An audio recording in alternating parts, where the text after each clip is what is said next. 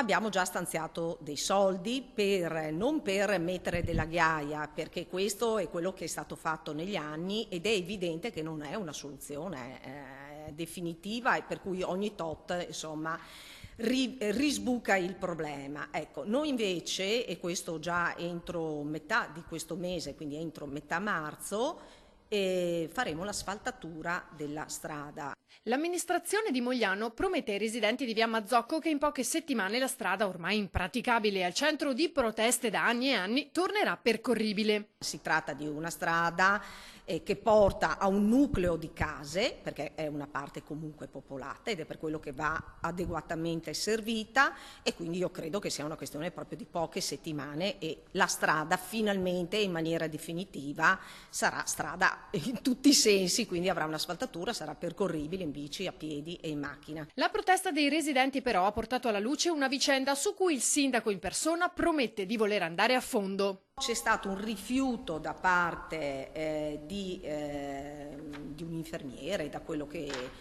mi viene scritto, e lo appurerò, ad andare a portare le proprie cure, ad eseguire addirittura un prelievo presso l'abitazione di una concittadina che è impossibilitata a muoversi. Ecco, io credo che questo sia un fatto grave. È vero, ci sono delle buche, ma è comunque percorribile, quindi dal postino all'addetto, no, all'infermiere dell'USL è possibile e anzi è obbligatorio portare le cure a domicilio per utenti che non si possono muovere.